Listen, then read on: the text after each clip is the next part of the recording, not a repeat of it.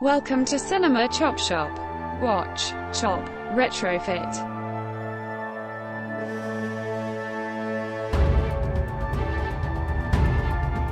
All right, you guys, I had an excellent paddle this morning. I saw on Instagram. And all I have to say is thank you, may I have another. But this is not an animal house. Welcome to Season 10, Episode 23 of Cinema Chop Shop. This is a movie podcast that concedes that remakes are going to happen, so why shouldn't movie buffs Like us. decide who is recast in those iconic roles? My name is... American Graffiti, a.k.a. Pump Up the Travolume, Yes. a.k.a. Good Morning Vietnam.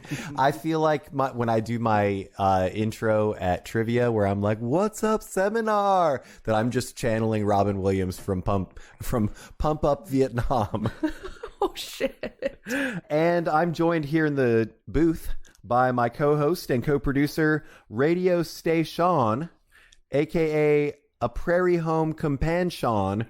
That's a good one. A.k.a. Frequency Modulation. Oh, nice. And in our third seat, it's the Chop Shop regulator, Cella Communications.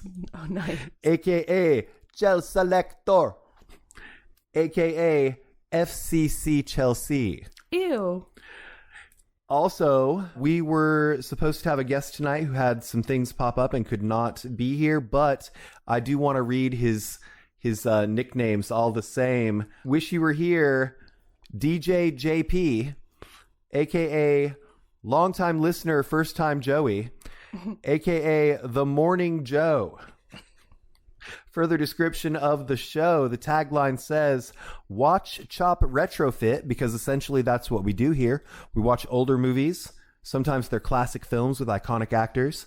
And then we retrofit them by tweaking the design with new parts. A quick disclaimer, though, we're not actually in favor of the remake, reboot, sequel-dependent cinematic culture. That's dead air.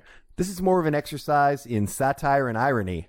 We try to be funny. And sometimes we succeed all morning long. Yes, that is great. All right, and with that is going to bring us into our first segment, which is going to be movie news. And we've got quite the slate of news stories for you today. This is where throughout the week we try to pay attention to stories that pertain to our subject matter or the world of film, or that you, the Chop Shoppers, might find interesting to hear about. And unfortunately, we do have to start it off with a couple of RIPs.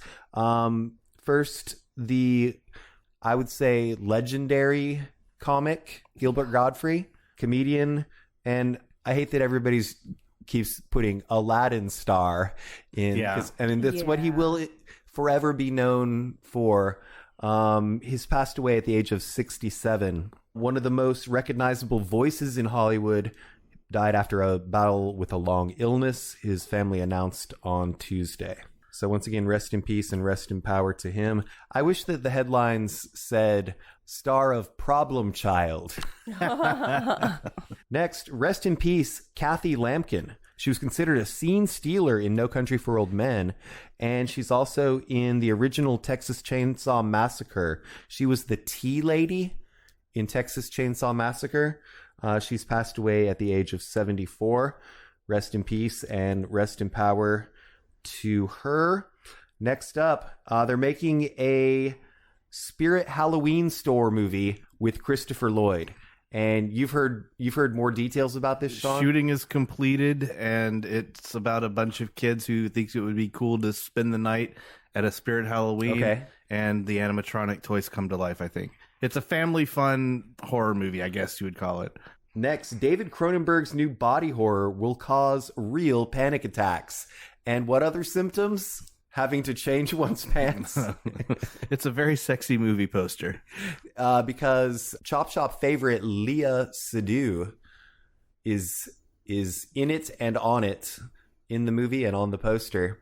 And I must agree that I think she looks really hot on there. Next, E.T. star Dee Wallace boards Rob Zombie's The Munsters. How do we feel about that? Great. Dee How do- Wallace is great. How do we feel about the Munsters in general? Oh, love them. And so we're psyched about Rob Zombie doing a reboot. If there's gonna be one, shouldn't he be the one? I don't know. So his movies are hit or miss. They're either like really fun and good, or it's, oh God, Right. can this be done now?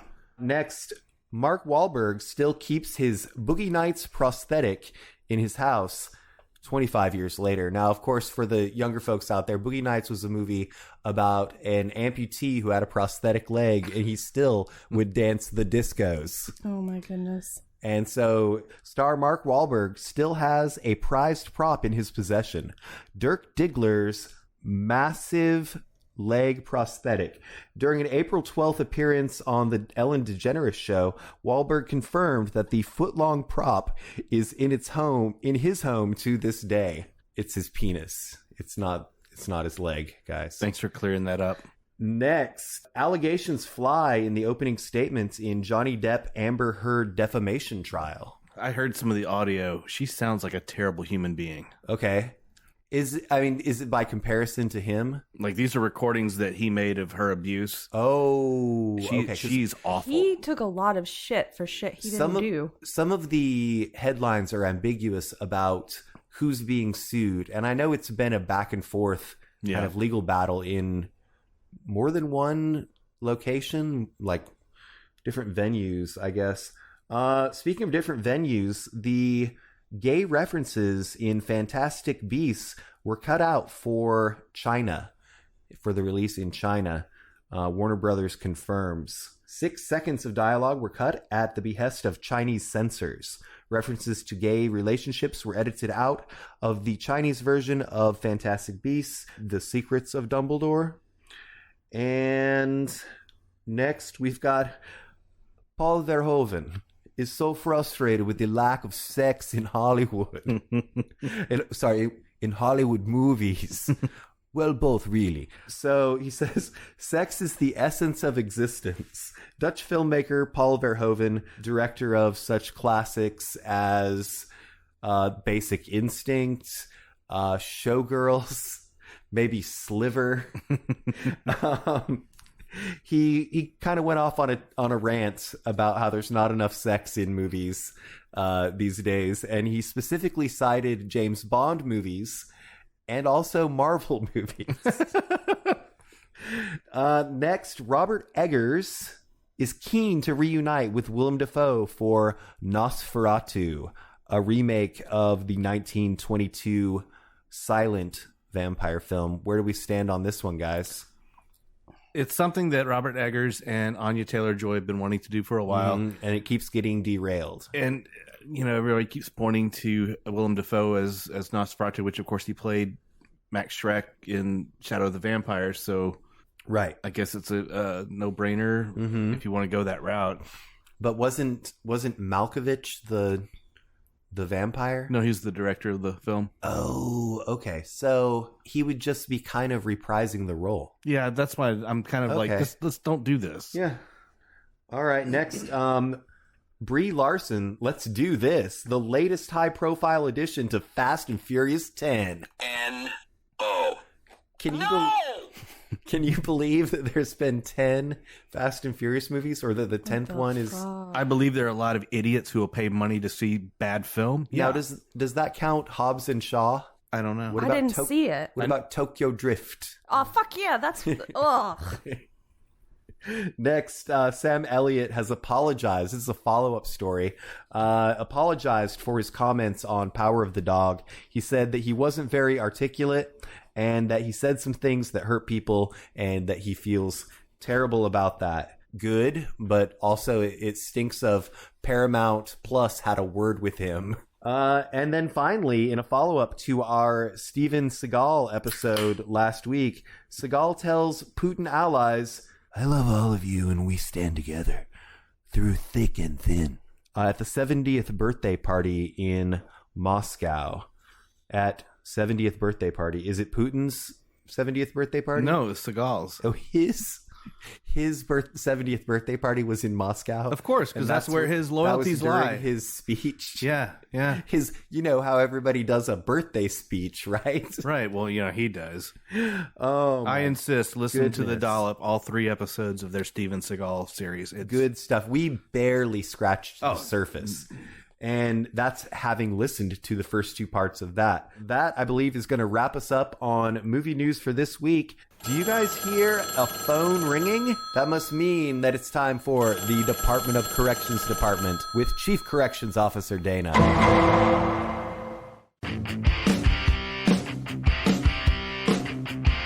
Ahoy, Chop Shoppers. Not much to report this week. The Pink Boot Society is a non-profit organization that supports women in the craft brewing profession. That's all I've got. Under siege you next time. All right. Thank you, Dana, for that. And I do appreciate your hard work. I just wanted to know if the music in the background there was actually Steven Seagal playing guitar. And that's going to close the doors on the Department of Corrections Department for this week, bringing us to the theme of the episode. And this is another one of those that it occurred to one of us, occurred to Sean, that we had never even broached the subject, really, of DJ movies. And by DJ, we mean disc jockey. I just wanted an excuse to talk about my college DJ career. Oh, absolutely. Let's do that. No. I want to hear, actually. No, let's not. Because that was one of the things this episode, you and Wish He Was Here guest Joey Poole had experience as a college radio DJ, which I believe is every nerd's fantasy. It was a lot of fun. It was mine, ever since having seen, High Fidelity? Yeah, totally. It's stupid fun, and I had a lot of freedom because nobody was listening. Was it talk, or was it music? Or was music. Okay. College alternative. And we had CD and LP, so we still had vinyl. Gotcha. And it was fun. We were just kind of goofed around and were able to get into the station pretty much whenever we wanted to and horse around. So. I think that what you said there about having CDs and vinyl actually in the studio speaks to how far we've strayed from actual radio DJ culture. Yeah, most DJs these days are piped in and pre-recorded, and they're because the music is like a predetermined thing. Like you can't. Oh yeah, you can't show up with your single and get the DJ to play it. Yeah. You've got your Cumulus Media, your iHeartRadio, those guys who control pretty much everything in those stations that they own. There's not any autonomy whatsoever, and there's no physical media in the room either. I doubt. Also, there's another kind of DJ. There's the hip hop variety. This is the technology developed around, would you say, the 70s, where people were able to hook 2 turntables together and then run them through a crossfader and various other apparati and really change the world of music forever. Totally. And with all of that technical skill came a performance aspect.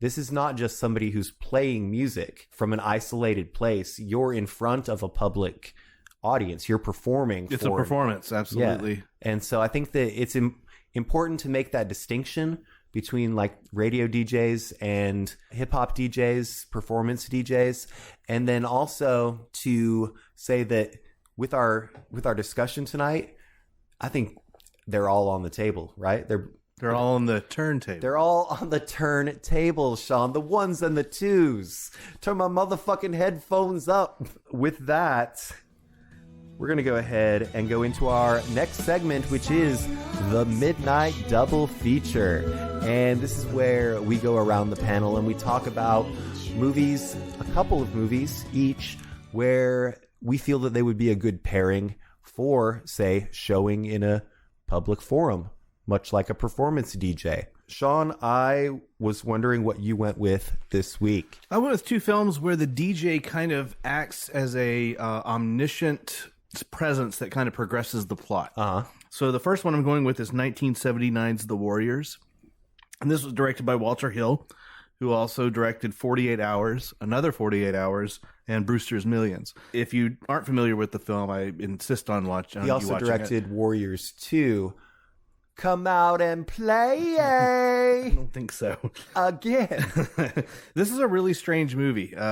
You've got a turf battle of gangs in New York, and they're very caricatured. All the gangs have like costumes and makeup. Well, I think that's a reference to like the 50s gangs. It's like a throwback to like the Sharks and the Jets and how everybody has their own identity. But this is very squarely in like a post-disco era. Yes. And the cool thing about this movie is that the DJ is played by a woman named Lynn Beck. Mm-hmm. And you can look her up on IMDb. She's had a great career. But she's the seemingly omniscient DJ that she's relaying information to the gangs throughout the film to advance the plot. Oftentimes about what the police are doing and what other gangs are doing. And it just really pushes the story. I think it's a great device. And it also takes your story and puts it in a specific time range. Absolutely. And it acts as a narrator without having to be just a stupid, pointless voiceover. It's an actual character that's integrated into the story. So I'm pairing that with Do the Right Thing from 1989. We did an entire recast on this, so I'm not going to go too much into the story. But of course, directed by Spike Lee, starring Spike Lee, Danny Aiello, Rosie Perez, John Turturro, and Samuel L. Jackson. As Mr. Senior Love Daddy. Yes. He is the neighborhood DJ who provides commentary from the best seat in the house. Much like Lynn Beck's DJ in the Warriors, he seems to kind of know what's up and what's going on, and acts as kind of a narrator in this storyline as well. I love that for his stage name or his performance name, he's Mr. Senor Love Daddy. So redundant Love Daddy. He wanted to make sure that everybody knew that he was the man. That's great. All right, well, I've got a couple here. One is called Talk Radio from 1988. We talked about this on the show before. Do you recall what episode we did that for? I really don't remember. Maybe it was a recast, or maybe it was a double feature, but I swear we did a recast of it. We did a recast of it. It's called Talk Radio. It was directed by Oliver Stone. Was it for the Oliver Stone episode? Yep. We've got an 81% on Rotten Tomatoes. On-air radio personality Barry Champlain, played by Eric Bogosian, likes to push buttons, literally and figuratively, and the envelope. The talk show host has gained popularity by being controversial, and now the show is going national, but as Barry enjoys his professional success, his personal life is unraveling. He is still battling with his ex-wife, Ellen, played by Ellen Green, who also receiving sizable amounts of hate mail. When Barry hits the airwaves for a lengthy session, he gets a deranged caller who just may prove to be his match. And so this is, I guess, another form of being a DJ. He's not actually playing music. He's a talk radio DJ. And this is also just before the rise of Howard Stern and... Well, also people like Rush Limbaugh. Yeah, I was going to say. Being able to influence people and also seeing the spectrum of listeners. It's all very telling. Next, I'm going to pair that with a much more serious movie from 1992 called Straight Talk, Y'all. It's directed by Barnett Kellman, but this does have a 27% on Rotten Tomatoes. Leaving her rural life in Arkansas, Shirley Kenyon, played by Dolly Parton, moves to Chicago and seeks employment at a radio station. When a mix-up finds Shirley sitting in as the host on a show for call-in advice, her common-sense wisdom wins over fans. Soon, she's Dr. Shirley, an in-demand on-air personality. But of course, she's lacking in the proper credentials. A fact that journalist Jack Russell, played by James Woods, who's got all of his credentials, already suspects. Will Shirley be able to keep her new gig if the truth gets out? And obviously, I was joking. This is more of a comedic take on talk radio. But the weird thing about it, and maybe the Chop Shoppers out there can tell me, why is she sitting on a pumpkin in the poster? Saw this movie back in the day, didn't rewatch it. on the poster, it's like the New York skyline and her sitting on a pumpkin. Is it supposed to be like a Cinderella? Because wasn't her carriage a pumpkin? Yeah. Yeah. But the trope of the being an imposter in a job that you want and trying to get away with it and hoping that you do. I think it's been done before. Don't Tell Mom the Babysitter's Dead, Working Girl. Big, yes, thank you. So those are my two. They're both about talk radio. One's very serious. One tries to be funny, and sometimes it succeeds. All right, that's going to bring us to our feature segment, which is going to be the recast of Pump Up the Volume from 1990. And I remember seeing this on rental. Didn't see it in the theater, but saw it on rental home video and loved it a lot. I loved the rebellious kind of pirate radio aspect of the story. I really enjoyed the setup of the film, the theme of the film. At the time, I did not like the resolution of the plot, but I rewatched it this past week for the first time since high school. Right. The film holds up. Mm-hmm. I really liked a lot of the themes, and I think that some of them resonate today with some disgruntled youth. And now all of these tropes can be transcribed to social media. Absolutely. Social media, YouTube, yes, podcasts. The Teak Talk. That's how you say it, right? Teak Talk. It's all about tiki bars. The Tiki Talk. Tiki Talkie? Yes. One of the biggest things about the film is that nobody could find out where he was broadcasting from. That would not be the case today. Yeah. They'd be able to zero in on him. Oh, yeah. Triangulate the vectors. Absolutely. Got him immediately. I saw it for the first time this week. I really liked it. And? Soundtrack's great. That's another thing that both of these movies tonight have in common is the music is incredible. It really is. And I guess it should be if you're making a movie about somebody whose profession is playing music via the airwaves, you should have a killer soundtrack. Well, especially during time periods where radio was so dominant. Absolutely. So this takes place in Arizona, where an introverted and insightful teenager, Mark Hunter, played by Christian Slater, finds an outlet for his viewpoints through a shortwave radio. Broadcasting as Hard Harry, a.k.a. Happy Harry Hard-On, Hunter uses his pirate radio show to rant against injustices and hypocrisies taking place in the area and in society in general. Hunter conceals his off-air identity, but a determined student, played by Samantha Mathis, discovers the truth, while Principal Cresswood, played by Annie Ross, seeks to shut down Hunter once and for all. And what that brief summary doesn't mention is, in order to evade the authorities and the powers that be, he hooks his radio station up in his van. Jeep. His mom's Jeep, and he's going rogue. He's going mobile. That's in the big final finale. Oh, sorry. Spoiler. No, it's not a spoiler, but it's one of the cooler parts of the movie. For the most part, it's the adults shaking their fist. That damn DJ! Yes. All right, so are we ready to take a hypothetical approach to a recast? Yeah. Sean, who did you pick for Mitch Hunter? I guess we should say that Chelsea, in preparation for this episode, chose not to do recast because we thought we had Joey a was going to be we here. We didn't want to make this a two-parter. Yeah. A maxi-sode. A maxi-sode. My God. All right, my pick. I went with a 19-year-old actor. He knows. By the way, a maxi-sode is where you have an episode where you bleed through your maxi pad. Yeah. Oh, thank you for the fucking clarification. Yes. Yeah. Captain Obvious. True freedom. So anyway, my actor knows a thing or two about being in movies about school. He was in boarding school. Mm-hmm. He was in 8th grade. Yes. He's also in that new Cheaper by the Dozen that has Zach Braff in it. Those kids have to go to school. Yeah, he looks like a very brooding, pensive kind of guy. His name is Luke Prale. Luke Prale. Okay. He looks like he might have some things to say. Yeah. Maybe. This is another one of those where even though the actors are slightly older than teenagers, it's still difficult to pick out replacement actors who are At the height of their powers.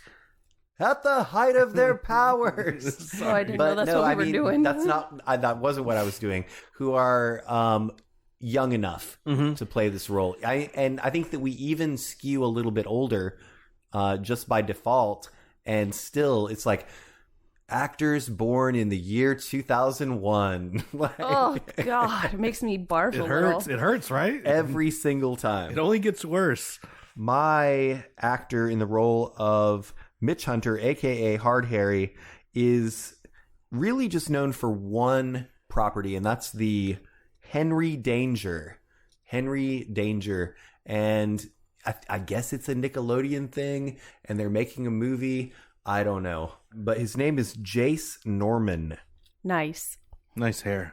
I mean, he's got hair for radio, let me tell you. Next up, we've got the role of Samantha Mathis, who would also go on to be in what? What else was Samantha Mathis in, though, Sean? Samantha Mathis was known for a role in Broken Arrow, Oh, yeah. also with Christian Slater. Uh-huh. She was in American Psycho.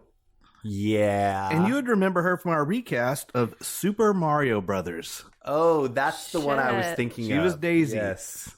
Perfect. All right. So who was your pick to play her in this modern adaptation of Pump Up the Volume? Oh, the 20-year-old actress. She's kind of a Netflix contract darling, I guess.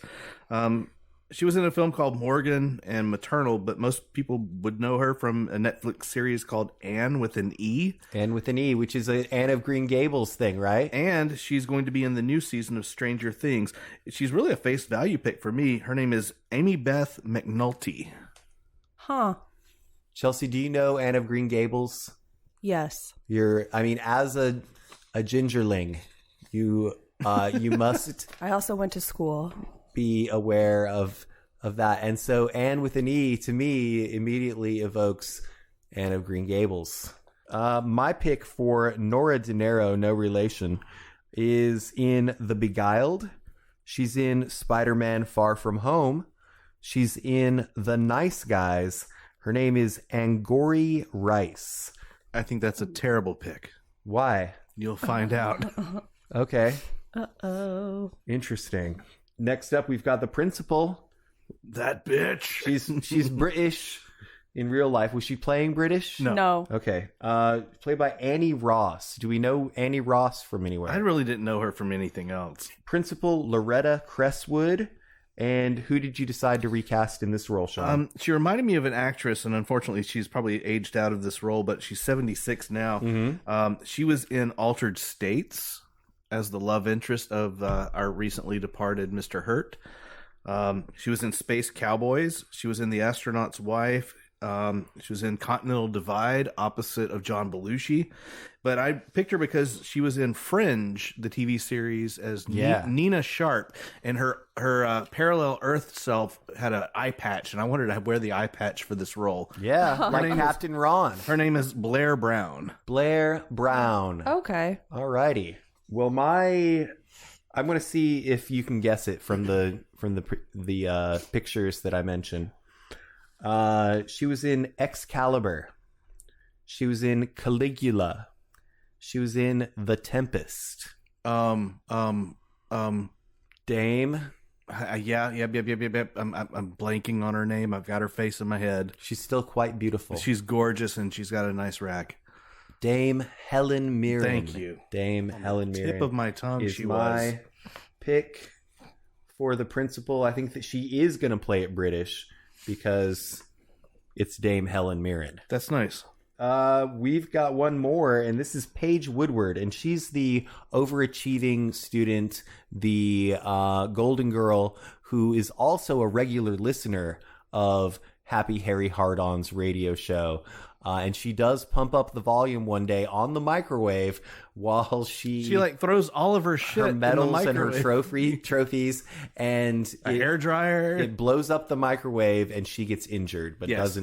doesn't die. But her personality shifts after that. Yes. So for that, I picked an actress who is known for playing a very prim and proper role in the new Spider-Man series. She was also in The Beguiled and The Nice Guys, out with Angourie Rice. Oh, that's almost a matchup. Almost. We almost crossed streams there. You got to be careful. Never cross the streams. All right. Who are you going to call the recast of Paige Woodward? I'm going to say this actress who was in Along Came the Devil. She's on the TV show Bosch, and I believe a movie adaptation of that. And she was also on The Walking Dead. Her name is Madison Lintz. Madison Lintz.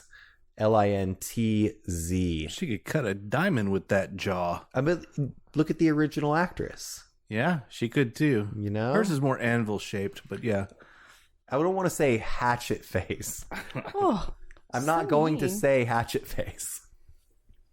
All right. So final thoughts on Pump Up the Volume and Do the Right Thing in the streets. Like I said, it holds up much better than I thought it would. Yeah. I really, really enjoyed it. It's funny. We're like very close on the heels of doing the Heathers recast. Yeah. I've never had to think about people to play Christian Slater so much. And this one's available on HBO Max, so pretty accessible right now. Oh, shit. I fucking bought one of those bootleg DVDs at the flea market. All right. So with that, we need to head into intermission, right? Yeah, let's do But it. not before we say, let's all go to the lobby. Let's all go to the lobby. Let's all go to the lobby and get ourselves some snacks from the stacks. We'll be right back after station identification. And for those of you just tuning in, you're listening to the Chop Shop Morning Zoo on WCCS 85.5 FM, The Shop, with Travisito, The Brew Boss. And me, Chelsea, the regulator, where we'll be breaking down the recast of your precious childhood movies. all morning long. And if you can't listen on your toilet or in your car, just search for Cinema Chop Shop on Podbean.com. Well, hello there, all you naughty chop shoppers. So, you like to listen? Oh, you're bad. Wouldn't you also love to see all of our hot pictures and posts on our very own social media? Just search for Cinema Chop Shop on Facebook, Twitter, and Instagram, if you think you can handle it. Do you need a used movie? Good credit, bad credit, no problem. come on down to Wacky Trav's Cinema Chop Shop Blowout Sale, He's out of his mind. where we can guarantee you'll go home happy. Social security number, criminal background check, and blood sample required. Side effects may include euphoria, hallucinations, and delusions of grandeur. So please remember to watch, chop, retrofit.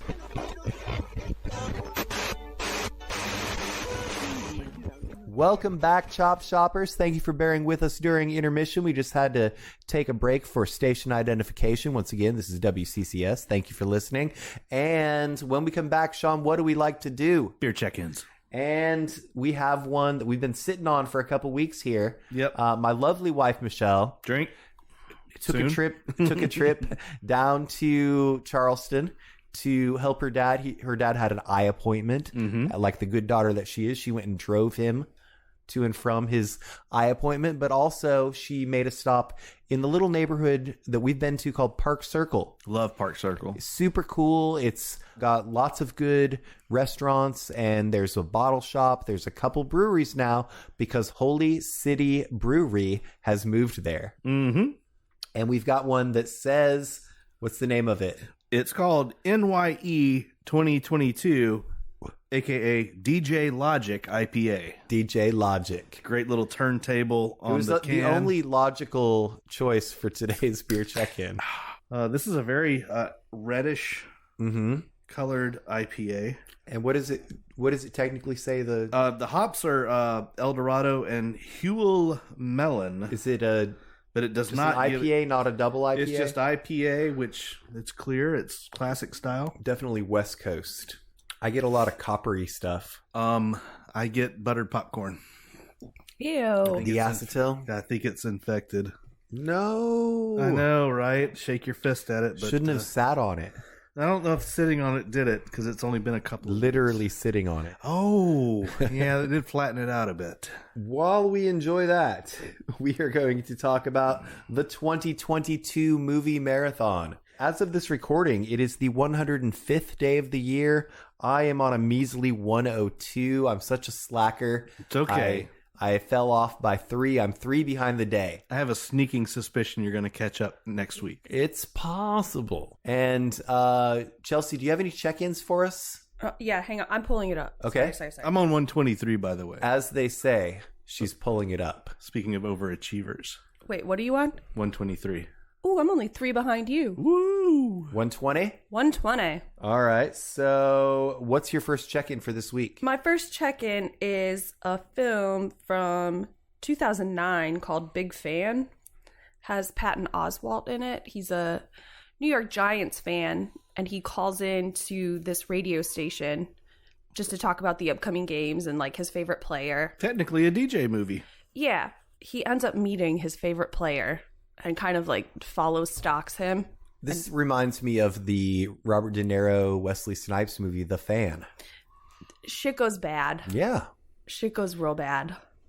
And my heart just breaks for Patton in this film, and I fucking loved it. I don't want to say anything, so you should watch it. Yes. I really feel like I've watched this movie, but I might be confusing it with another one of his. Wasn't he in another early movie in his career? I'm not. I don't know. I really enjoyed it. Over to you, Sean. What's your first check-in? I'm going to check in, play Misty for me. Play Misty for me. This is a 1971 film. It was Clint Eastwood's directorial debut. He stars as a jazz DJ. There's a lot of need for that. Yeah. But he is being obsessively stalked by his biggest fan, played by the late Jessica Walter from Rest in Peace, Rest in Power. From Arrested Development and Archer. Exactly. Very neat seeing her in a young role and throwing herself at him. It also has Donna Mills before her 80s glory on Knots Landing. Illegitimate daughter of Haley Mills.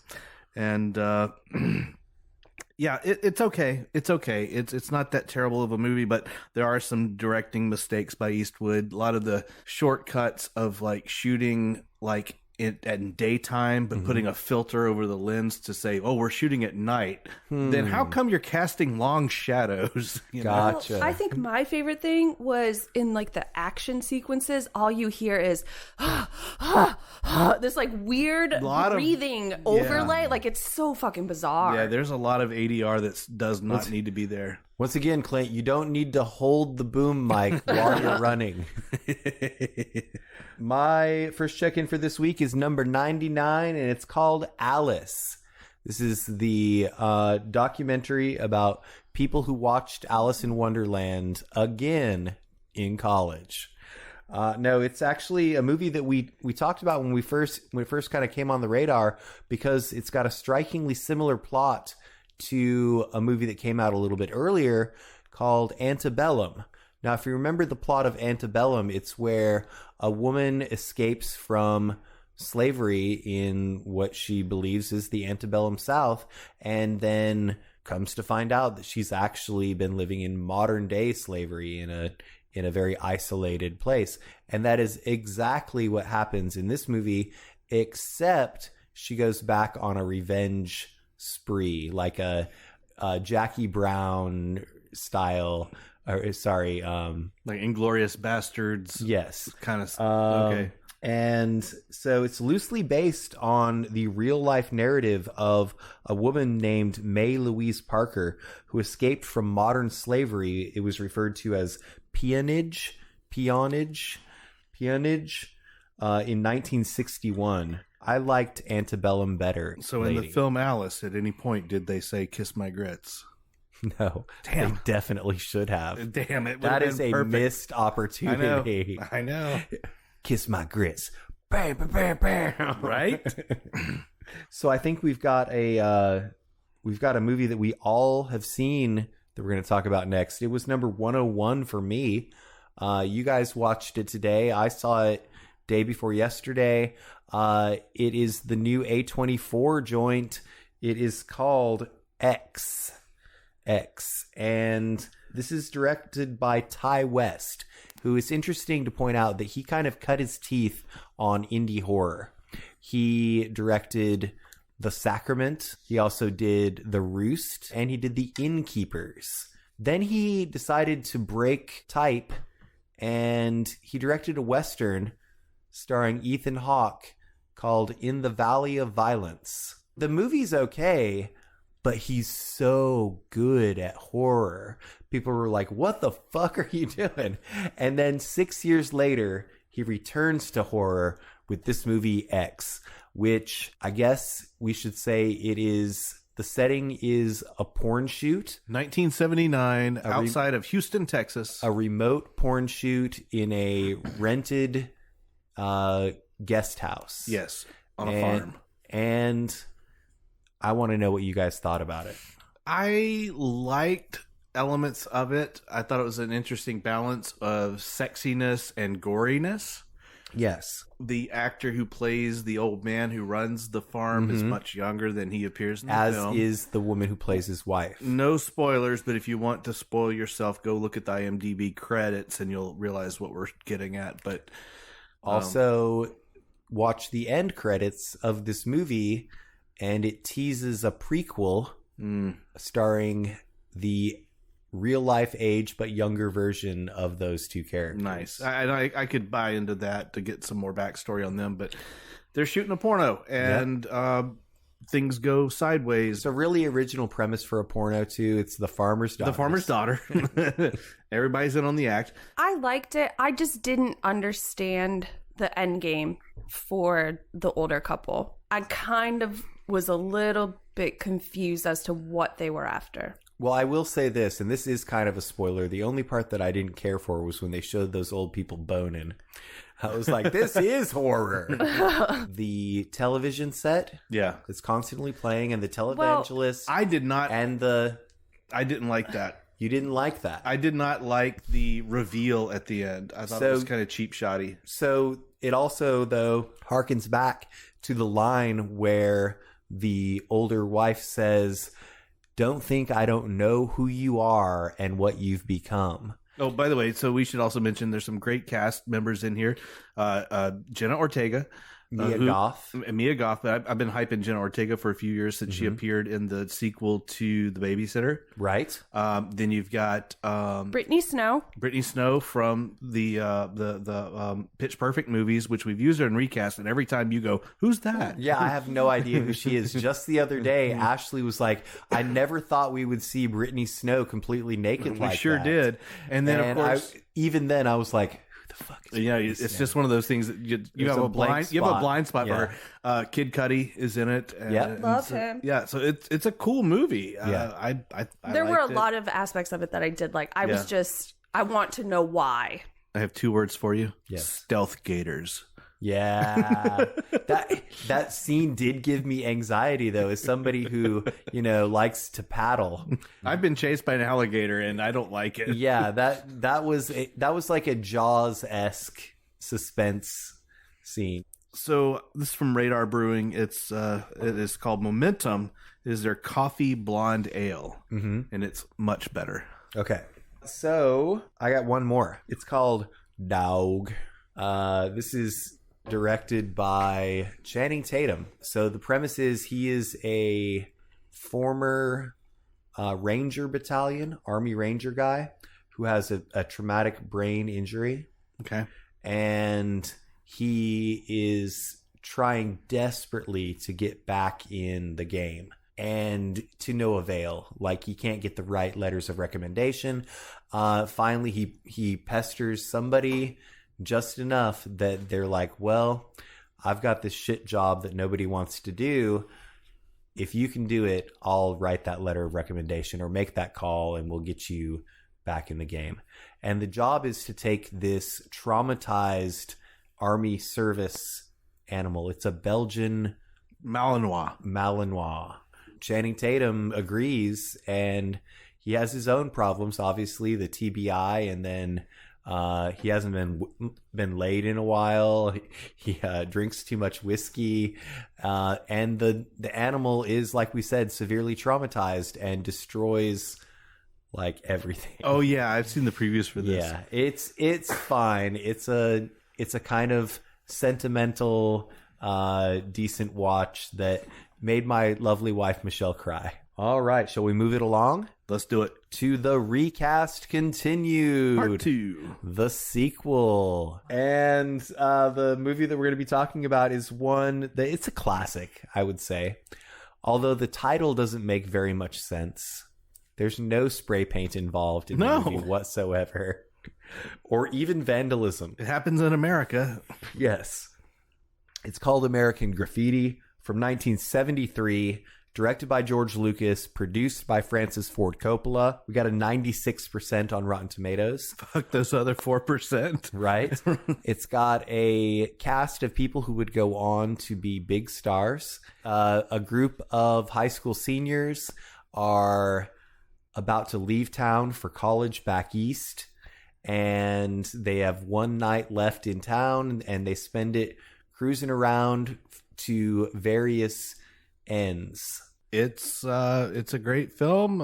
It shows a lot of George Lucas's great loves, hot rods and classic cars. Yes, Harrison Ford. And how does it play into our DJs? Obviously, Wolfman Jack, the famed late DJ, drives a lot of the narrative. Yes, and he's kind of like in your double feature, the omniscient narrator, right? If unreliable. Correct. The cast that we've got is Kurt, played by Richard Dreyfuss, who he's the one who's having cold feet about leaving town and going off to college. His interactions in the evening will lead to another recast tonight. And so who do you think would play him today? Well, I kind of went with a pseudo-themed recast for my first 3 picks.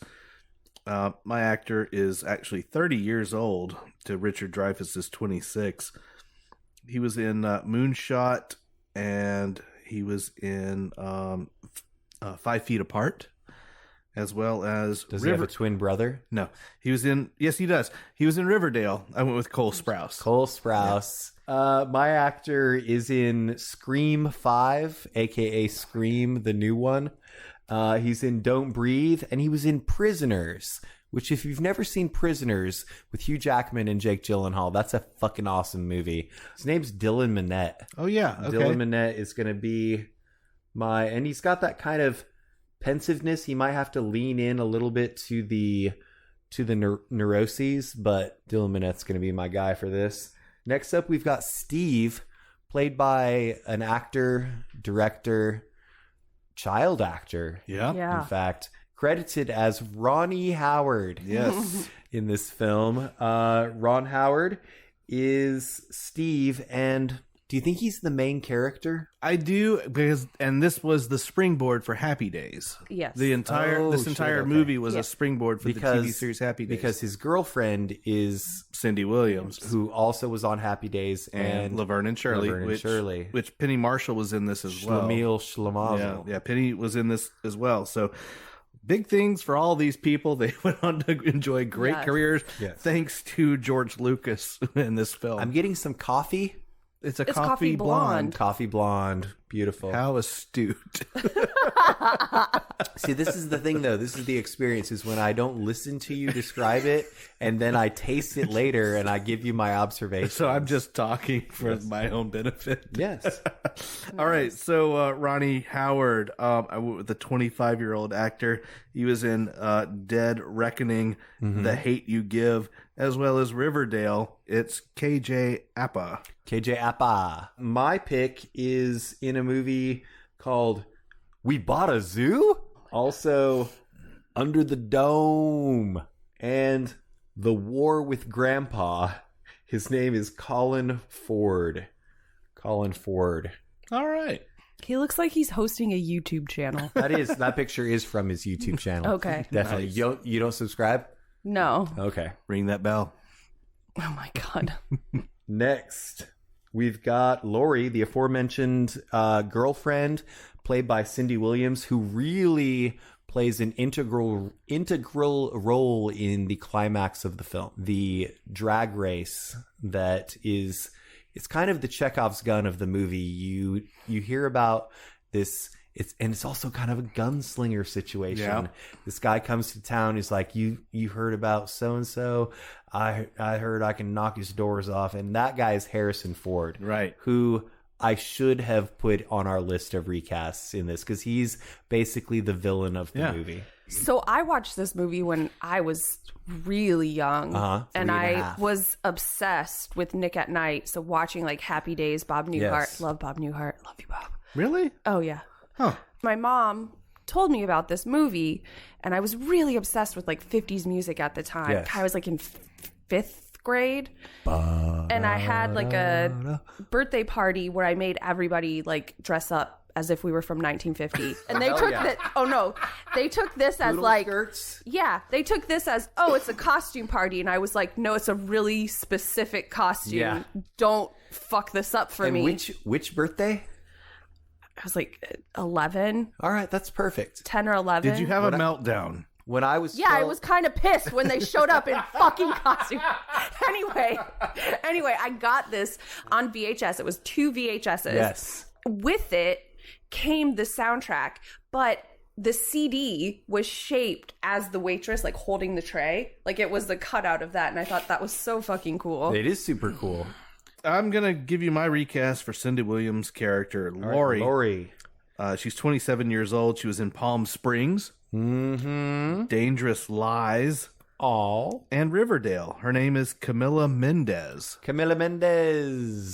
All right, I see your theme. Yeah. I got your theme. But that's where it stops. Now I go off script. Cindy Williams' character she's very cute. Yes. She's adorable. Yep. She is meant to be more of a girl next door, a little bit more plain rather than like strikingly beautiful. Yes. And I picked somebody who might be in the latter category. But she is definitely quirky. Maybe we can dress her down. And maybe this will take her down a peg or two. She's in Miss Peregrine's School for blah, blah, blah, blah, blah. She's in Yellow Jackets and Army of the Dead. Her name is Ella Purnell. That's reasonable. That's good. That's reasonable. Okay. Next up, we've got the role of the blonde, played by Suzanne Somers. I misspelled it on the calendar. I misspelled it Summers. She's of Three's Company's fame. Mm-hmm. And Thigh Master. And did she ever do a Playboy spread? She was in Playboy. I don't know if she did a spread. And she was also in the syndicated TV series. She's the sheriff. She was also in Step by Step, 90s. So she is the blonde, and as you mentioned a lot this week, she's a plot device. She has no lines. She mouths "I love you," which is not a line. Perhaps. That's pantomime. No, actually, there's the phone call. Oh, okay. There's the phone call after the favor from Wolfman. Do we hear her voice? Yes. Okay. Absolutely. She calls the number that he tells the person he thinks is not Wolfman to put out on the air. But she is basically the woman who Richard Dreyfuss is chasing the entire night and goes through a lot of hoops to try and get to her. And so who was your pick for the blonde in the T-Bird? All right. So my pick was in the series, I don't know, it was on Apple TV or what, it was called Dummy, starring Anna Kendrick. I think this is a Quibi thing. Quibi, maybe. Yeah. Oh, is it about ventriloquism? No. Yeah. No. And also Lars and the Real Girl. That's definitely about ventriloquism. I went with A Real Doll. Oh shit. God. So you just went with ventriloquism. I went with a real doll because that's all that she was in this movie. Are ventriloquist dummies the precursors to real dolls? No, because you couldn't fuck them. But there's fisting. Oh God! Please stop. Please just end this now. My blonde is in a movie called Galveston, which is an adaptation of a book that I like.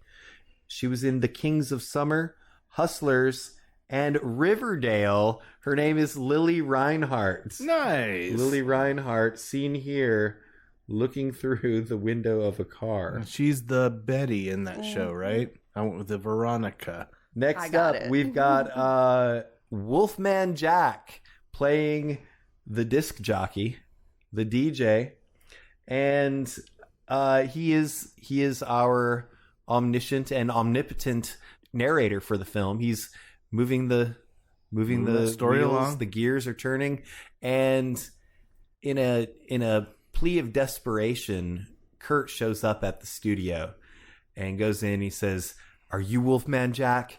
He's like, "Nah, I'm not Wolfman Jack." And he rewinds a tape and plays Wolfman Jack. He's like, "That's Wolfman Jack."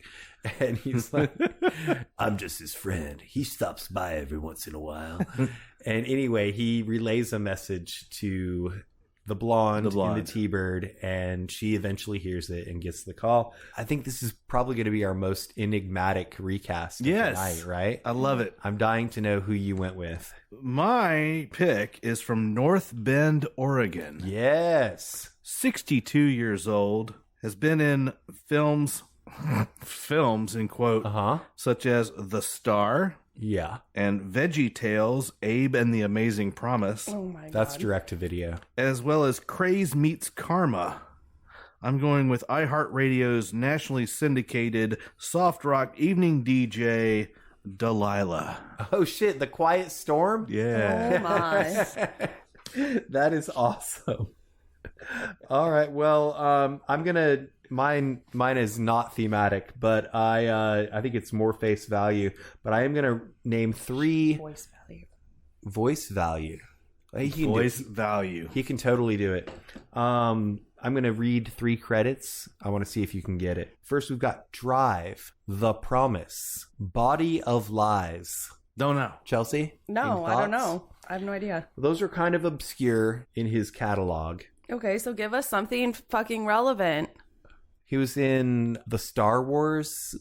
He's in Moon Knight. Oscar Isaac is going to be my Wolfman Jack. Oh, I can see some face value on that. Yeah, that's what I said. Okay. And like Chelsea said, it should have been voice value. So who would you pick for the gravelly voice, Chelsea? I couldn't. Wolfman Jack, baby. No, I honestly, I probably would have bowed out of picking it. He notoriously said that a shot of whiskey helps him keep that craggly voice.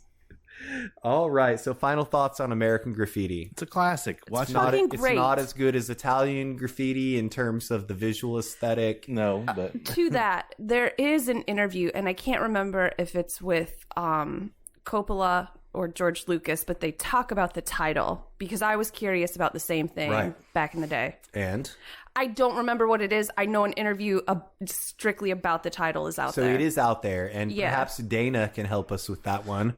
That being said, we're going to go ahead and go to our bonus segment tonight.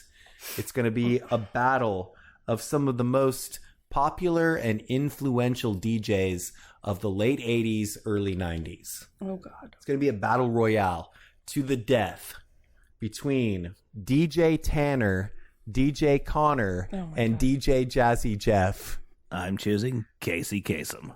All I can think about is this Vine where this kid's like, I've got the power of like God in anime, so I'm picking DJ Tanner. That's all I can think about right now.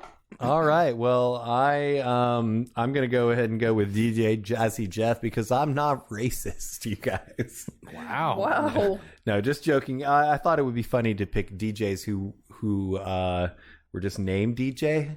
Yeah. And I thought about doing like a Don Johnson, Dwayne The Rock Johnson. He would obviously win though. You clearly put too much thought into this. Every time. All right. So I want to thank you, Chelsea, for the effort and the presence and all of the stuff in between. And do you have anything that you want to plug this week? I was shown a text by Conan the Librarian. Yes. And he enjoyed my enthusiasm for my hatred for Steven Seagal. So I'm shouting out him. Hell yeah. Man, I was just thinking about him today. I also want to thank you, Sean, the engineer, co-host, and co-producer. Thanks, man. Doing all the things on the ones and the twos. Got your crossfaders going on. Do you know what next week's episode is? We're talking about musicians who are trying to break into acting. Breaking into film. I believe one of the movies we're going to talk about is The Bodyguard. Is that right? Anyway, Yes, it is. This question has to do with that. Okay. In the upcoming Whitney Houston biopic, I Want to Dance with Somebody, Whitney is portrayed by actress Naomi Ackie.